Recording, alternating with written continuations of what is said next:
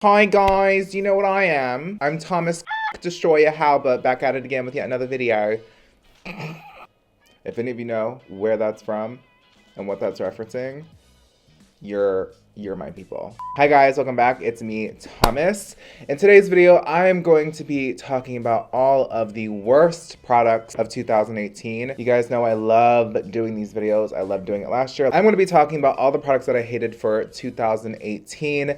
There is quite a bit of stuff I want to talk about. I'm not going to go too, I'm not going to nitpick and be like, oh, I didn't like how this wore, so I'm just going to throw it in this video. I'm really going to talk about stuff that I absolutely do not like on my skin, on anyone. I feel like it's like one of the worst products ever to exist. Before we get into my worst products of 2018, let's talk about one of my favorite services of all time. Today's video is sponsored by Squarespace. If you guys do not know what Squarespace is, Squarespace gives people a beautiful outline and platform to build one of your own website, something you can create from scratch. If you have been following me since my makeup blog on thomasbeauty.co, you're an OG. And I made that website with Squarespace. And Squarespace is so fun because you can create your own website, and it's super easy.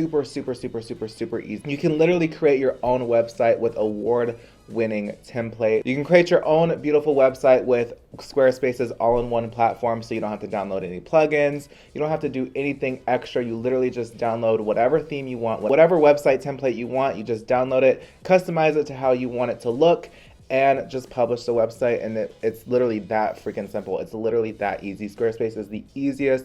Even putting a domain on your website is so freaking easy with Squarespace. And it's a flexible website, so if you are anything from a chef to a musician to an artist to just a random person that wants to have their own website, or a freelance makeup artist, or want to have your own blog, they literally have everything for you. So if you wanted to make a website for literally anything, you can make a website for literally anything. Squarespace is actually really affordable, and right now they're offering you guys 10% off your first purchase with Squarespace. All you have to do is go to squarespace.com/Halbert. I love Squarespace so much. It's super easy to use. Literally one of my favorite ways to make a website. It's so easy. It takes max like 30 minutes, literally 30 minutes. I'll have a link to Squarespace down below for you guys. And yeah, again, thank you Squarespace so much for sponsoring today's video. If you guys are not already subscribed, I would love to have you. We're pretty chill over here. And don't forget to give this video a huge thumbs up if the thumbs up and the dislikes and the likes aren't disabled. And comment down below some of your worst products that you tried in 2018. I would love to hear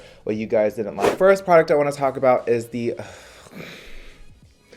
Jaclyn Hill and Morphe Vault collection. Now, those videos got me in a lot of trouble. Let's talk about the product. Now, I don't have them anymore. I've given them to shelters or my friends. My issue with the product is they were just extremely patchy, they were hard to use, and they were very hard to blend. Now, I've done 2.5 videos regarding the palettes. I did one review of it, and then so I did a before and after, like a old palettes versus new palettes video, and then I tried making the new palettes look better using the P. Louise face base or eye base. That really put a bad taste in my mouth.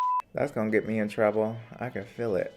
So the next product is the Maybelline Lemonade Craze palette. Oh God, it looks great in theory, but it's honestly probably one of the, it's just not good. It, like, the shades, they're not pigmented, and like you would think the yellow would be like bam, like, because the swatches, it swatches pretty bad. It doesn't swatch that bad, but it really kind of just dusts off. Like, it's pigmented at first, and then it kind of like blends itself away. Like that. The shimmers are lackluster. The rest of the shades are boring. It just isn't a very pigmented palette. It doesn't really blend that well. They kind of blend into each other. They get very muddy very quickly. It's a cute palette in theory, but it's not executed the way that I would hope Maybelline would have executed it. But then again, it is also a drugstore brand, so you can't be too mad at that. But at the same time, we could do a little bit better, Maybelline. By the way, Maybelline and L'Oreal says, CoverGirl just went cruelty-free. We're waiting. We're waiting. Let's go. It's not hard. Maybelline, because Maybelline is my favorite drugstore brand and they are still testing on animals. What is going on? Same with the MAC. What is happening, guys? So the next product that is one of the worst products I've tried in 2018, but has the prettiest packaging of 2018. I don't even know if this came out in 2018. I think this might have came out in 2000. I think this might have came out in 2017, but I tried it in 2018. It's the Park Avenue Princess Chisel palette from Tarte. This is a nightmare. Almost too pigmented to the point where you can't even blend it out. It's just a very hard palette to work with. Most of Tarte's complexion products are pretty not my favorite, and this is no exception. The highlighting shades are pretty nice because they are pigmented. However, it's just these shades right here that are just not it, Kieferson. So yeah, Tarte again. Oh, by the way, another thing that I don't have with me because I have given it away, it's the Tarte Shape Tape Foundation. I've been doing makeup for a while, okay? I've been in this industry for a minute. I've seen, launches come and go, but something about the Tarte Shape Tape Foundation launch was on a whole other just what the fuck. The hydrating one and the matte one were both garbage. I tried them both. Fucking awful. Not full coverage at all. Dry, patchy, and also the hydrating one was reformulated, was like a repackaged version of one of their older foundations. It just was a whole mess. Now, this concealer was not released in 2017, but I discovered it to be one of the least favorite products I've ever tried of all time in 2018. So I'm gonna throw it in this video anyways, and you can't stop me. It's the ColourPop Concealer, the ColourPop No Filter Concealer. I liked this at first. It was very much so like I love it, and then I tried it again. And I was like, it's all right. And then I was like, okay. And then it was like, oh, it's bad. So my issue with this concealer is it's just very confusing. So it feels hydrating when you apply it, and then it like dries and it doesn't mesh well with a lot of foundations. It doesn't even mesh well with their own foundation. So it's just been like a confusing, working with this concealer is so confusing. And it's so disappointing because the applicator on this concealer is so freaking good, but it doesn't sit well on my skin. I know it sits well on a lot of people's skin. Like if you have oily skin, it's gonna sit well on you. It's gonna look good on you. But people with like dehydrated to dry skin, it's gonna look bad. It's just not gonna look good. I mean, for the price, it could be worth it, but I mean, for the coverage, for the way it applies, it creases really, really bad, emphasizes texture on me. I just personally feel like it's not worth the split. I mean, it's $5, so it's not like you're breaking the bank, but I just feel like it's worth a skip. Do you know what I mean? Mac. What are we doing? What's going on? Are you okay? Are you okay, Mac? Like, seriously, are you good? Are we, like, blink twice if you're in danger. Okay. So is this is what we doing now? This is what we're doing now, Mac.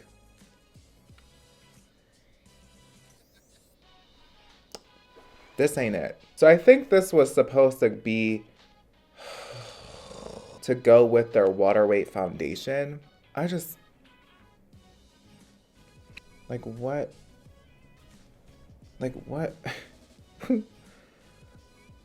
I have never seen a water-based concealer, and I don't think I ever want to see it again. There's no coverage. There's nothing. It's not gonna conceal anything. It barely conceals itself. It's just bad. I don't want to talk about it anymore. It's just bad. It's drying. It's too light of coverage. It's patchy, and it feels like sand for some reason. I don't know how to explain it. It just feels like sand. So it's just not good. Oh, I doubt this did not come out in 2017. I feel like this product has been around for a minute, but I discovered it in 2018 and it had its biggest hype in 2018. It is the Mer, the Soft Liquid Longwear Foundation. This is, I'm just gonna. So this foundation is $120. Now, the packaging is phenomenal. It sits on the skin weird. It sits on my skin pretty weird. But honestly, it's one of those products where you try it out and you're like, okay, I have to like this because it was $120. And if I don't like this, I've wasted $120. It's like one of those placebo effect products. You're just like, oh, it is working. It is great. But it doesn't look good, and you just wasted $120. This blush on my nose really is just not letting me live my best life, and I'm getting tired of it. Next up is the Kat Von D Divine Palette. Basically anything from Kat Von D this year was not it for me, except for the brow products. The brow products were actually good. This could have been the most epic collection of all time. They gave it the world's worst push in the like, literally, it's divine we're talking about here. Divine, okay? One of the most iconic fucking drag queens of all fucking time, and we're gonna do our good sis like this. I really couldn't fathom it. And the shades inside this are very weak. They're not pigmented at all. I have come to consensus that Kat Von D is the goth version of Too Faced. Literally just regurgitating piss poor eyeshadows in the same palettes and calling it limited edition and then acting like we're gonna forget about it in a year. Next up we have Huda Beauty and her powder. Now, I tried this once and immediately did not like it. I did not buy this though. My friend Kenneth gave it to me so I could try it out. I try to refrain from buying most of Huda Beauty's products and I just have my friends let me borrow theirs because that's just a little bit, you know, I feel less guilty doing that. This is one of the most drying powders I've ever tried. It doesn't look good on the under eyes and it just feels very, very heavy. I've had it lift my concealer before. It's lifted concealer before, or it's just made it look super dry and cakey and just thick. It just looks thick. I guess the best way I can explain it is thick. And I'm not really into thick powders right now. I'm in fact slowly transforming into chapstick and mascara Twitter. So if you are like a full cover, like, I guess I could best describe this powder as like an airspun powder type powder. Like it's an airspunny type powder where it's just like drag queens would love this.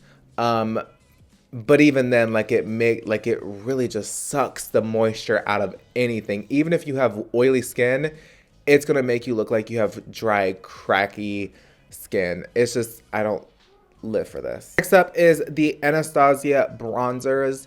I might get a lot of shit for this, but the bronzers just weren't it. They're way too pigmented and the colors do not make sense at all. They're very, very red, like they run very red and pink, and it just doesn't look good on the skin. It can look very muddy, especially the shade Cappuccino. Like it looks like it's supposed to be so beautiful and pretty, but it's so red. Like it transfers red or extremely gray on the face. It's like there's no in between. It's either extremely red or extremely gray, like purple. And I really don't understand why there isn't like a really beautiful in-between shade. This Marc Jacobs Shameless Youthful Look 24-Hour Foundation. This clinged to dry patches, didn't really have that much coverage. The packaging is way too small. It's supposed to be a sunscreen and it tells you to reapply it every 2 hours. It looks, I don't know what it is with foundations that have SPF in them, but they always feel like sandpaper and they always look like sandpaper on the skin. It's a very interesting thing for me. Yeah, I just didn't like this foundation. It's probably one of the worst foundations Marc Jacobs has ever come out with. One of the most disappointing foundations in my opinion. And I like most of Marc Jacobs products, but this is that one outlier. I could have gone for more of a seamless application. It looks a little patchy, a little bit uneven, if you will, and it does cling to a lot of dry patches. Now I have dehydrated to dry skin, and it just looks very rough on my skin. This Beautyblender Bounce Foundation, what happened? Now I don't want to go too into depth with the shade range because we all know it was bad. We all know that. But the actual product, now in theory, this whole thing, this whole like jar, what is this? What is this called? Unit, container, bottle, the unit, the carton, I don't know. In theory, it's cool. Like you can like pump, press, bounce, right? I like products that are the least amount of messy as possible, and this is just a messy product that gets everywhere. If you're not careful, you'll dip into it. It's a cool idea in theory, but the packaging of this, it's just not realistic. I would be more of the type of person to do this, you know? It's just not realistic. Now the product inside of it is not, it's okay. It's not my favorite. It sits weird on my skin and it does not last long at all. In fact, I actually went and saw a friend and they were wearing it on their skin and it looked good on their skin, but it was already starting to settle on their skin as well. And they were wearing it for 8+ hours and it was already looking a little like oily, just breaking up all weird. And it does the same thing on my skin, and they have completely different skin type from me, like the complete opposite from me. It just doesn't sit well on the skin. It looks a little rough. It does cling to my dry patches. It's just not one of my personal fave foundations. It could have been executed a little bit better. The shade range is trash and the packaging is just too messy. Next on the list of things that just were not it for me in the year of 2018 is the Milk Makeup Kush Mascara. I don't have it with me anymore. I've given all of my tubes away. Actually, you know what? I think I actually still might have it.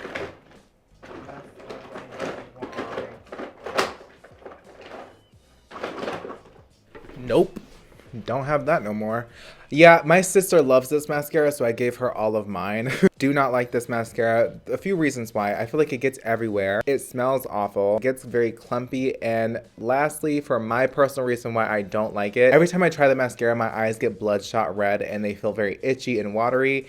And they stay like that for the next 2-3 days after that, after using that mascara. I don't know what it is, but that mascara just does not sit well with my eyes. Most mascara irritates my eyes because I have sensitive eyes, but this one, like, I'm telling you, like, bloodshot. Like, it looks like I hotboxed in a car, and I hotboxed in a car for 3 days straight. That's how bloodshot my eyes get from that mascara, so I like to stay away from it. The Moroccan Spice palette, the Moroccan something palette. I love the layout, I love the packaging, I love the layout, and I actually enjoy the colors, but the actual formulation and the product of the eyeshadows themselves just were not my favorite. Now, I'm used to really pigmented eyeshadows, and especially for that price point, I want pigmentation, because if I want simple toned down eyeshadows, I can get that from the drugstore, or I can get that for a cheaper price somewhere else. And I feel like Fenty Beauty's eyeshadows are just not the best. I feel like their metallics are pretty okay, but their actual matte eyeshadows are just not good in my opinion. I've yet to try a Fenty Beauty